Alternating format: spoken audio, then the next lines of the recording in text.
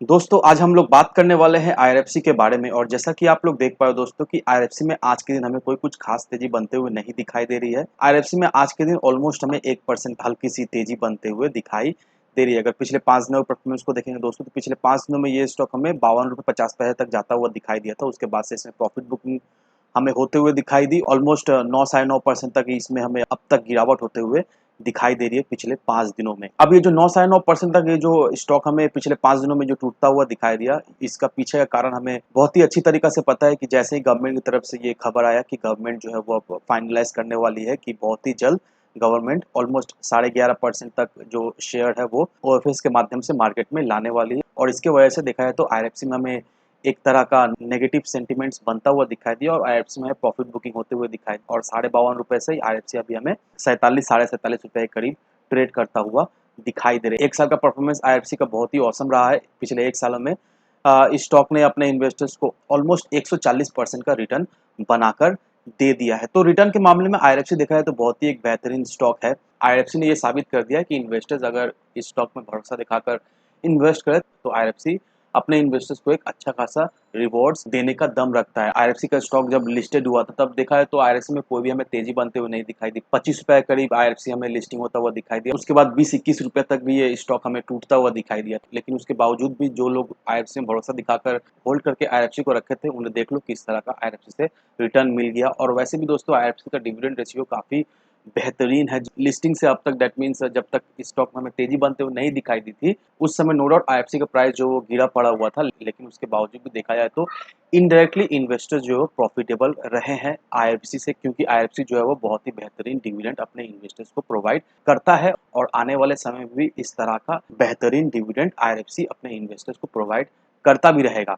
अब Indian railway से बहुत ही बेहतरीन खबर हमें आते हुए दिखाई दे रही है। यहाँ पर देखो दोस्तों, Indian railway plan to lease out 84 surplus plots worth rupees 7,500 crore.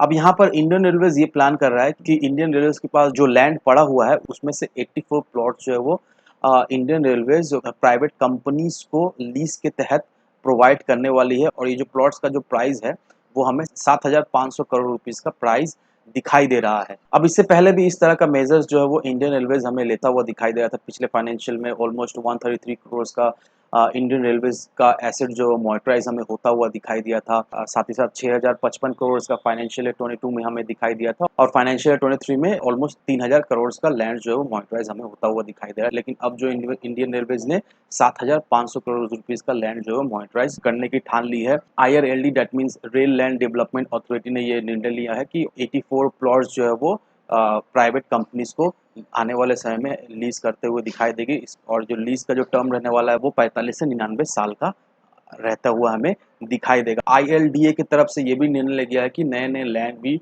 Indian railway जो है वो आने वाले समय में अक्वायर करते रहेंगे और इसके लिए बहुत सारे बिड भी हमें प्लेस होता हुआ दिखाई दे रहा है। ऑलमोस्ट 119 कमर्शियल प्लॉट्स जो है वो इसके लिए बिड हमें आने वाले समय में होता हुआ दिखाई देगा, जिसका प्राइस जो है वो हमें ऑलमोस्ट 2,835 करोड़ का रहता हुआ दिखाई देगा। अब इंडियन रेलवेज ने ये जो 84 लैंड जो है वो इस फाइनेंशियल में मॉनिटराइज करेगा, इससे तो नो डाउट इंडियन रेलवेज का तो इनकम होगा ही, साथ ही साथ आईआरएफसी का भी आने वाले समय में इनकम हमें होता हुआ दिखाई देगा, क्योंकि मॉनिटराइज करने के साथ ही साथ इंडियन रेलवेज ने ये भी निर्णय लिया है कि ऑलमोस्ट 119 प्लॉट जो है वो इंडियन रेलवेज आने वाले समय में बीट करता हुआ दिखाई देगा और बीट जीतने के बाद ही इंडियन रेलवेज को पैसा लगेगा और पैसा के लिए इंडियन रेलवेज आखिर जाएगा कहाँ, आईआरएफसी के पास ही जाएगा। और हम सभी को अच्छी तरीके से पता है कि IRFC one and only Indian railways का फाइनेंसर है और जरूर से आईआरएफसी इंडियन रेलवेज को फाइनेंस करेगा ही करेगा और इससे देखा है तो डायरेक्टली आने वाले समय में आईआरएफसी के इनकम में भी फिर से हमें अच्छा खासा इजाफा होते हुए दिखाई देगा, क्योंकि आईआरएफसी का नोडा दोस्तों ट्रैक रिकॉर्ड बहुत ही बेहतरीन है। क्योंकि अगर आप आईआरएफसी के टेक्निकल्स को देखोगे दोस्तों, आईआरएफसी का टेक्निकल बहुत ही बेहतरीन है। यहाँ पर देखो दोस्तों, स्टॉक का पीई हमें सिर्फ और सिर्फ 10 का दिखाई दे रहा है और किसी भी स्टॉक का आइडल पीई रेशियो 20 से हमें 30 का बीच में दिखाया था। अगर कोई भी स्टॉक का पीई रेशियो 20 से 30 का अंडर है तो उसे आइडियल माना जाता है और वो बहुत ही बेहतरीन रहता है इन्वेस्ट करने के लिए। और आईआरएफसी का पीई रेशियो बहुत ही कम अभी के समय में हमें दिखाई दे रहा है। आरओसीई बहुत ही अच्छा दिखाई दे रहा है। यहाँ पर बुक वैल्यू देखो दोस्तों, ₹36 का इसका बुक वैल्यू है और अभी ₹47 करीब हमें ट्रेड करता हुआ दिखा है, तो उतना भी कुछ खास हमें बुक वैल्यू से इसमें ग्रोथ हमें नहीं दिखाई दे। दैट मीन्स बहुत ही अच्छा चांस है कि आने वाले समय में इसका प्राइस में हमें एक अच्छी खासी इजाफा होते हुए दिखाई देगी। फेस वैल्यू इसका हमें 10 का दिखाई दे रहा है। अगर 3 साल का सेल्स ग्रोथ देखोगे तो 21% का दिखाई दे रहा है। तो on an average sales growth इसका अच्छा खासा दिखाई दे रहा है पिछले 3 सालों का। अगर हम लोग कंपेयर करें, प्रमोटर्स होल्डिंग भी यहाँ पर बहुत ही बेहतरीन है, 86.4% का है प्रमोटर होल्डिंग। अभी प्रमोटर होल्डिंग से ऑलमोस्ट 11.5% निकलता हुआ हमें दिखाई देगा ओएफएस के माध्यम से। तो प्रमोटर होल्डिंग्स बहुत ही अच्छा है और कुछ खास इसमें बताने लायक है नहीं, क्योंकि जिन लोगों ने भी आईआरएफसी में इन्वेस्ट करके रखा है या फिर जो लोग भी सोच रहे हैं आईआरएफसी को खरीदने के लिए, उन्हें बहुत ही अच्छी तरीके से पता है कि आईएफसी का क्या पोटेंशियल है, आने वाले समय में किस तरह का आईएफसी से रिटर्न उन्हें मिलता हुआ दिखाई देगा। All over sales year on year basis में हमें एक अच्छी खासी इसका ग्रोथ भी अच्छा खासा होते हुए दिखाई देता है।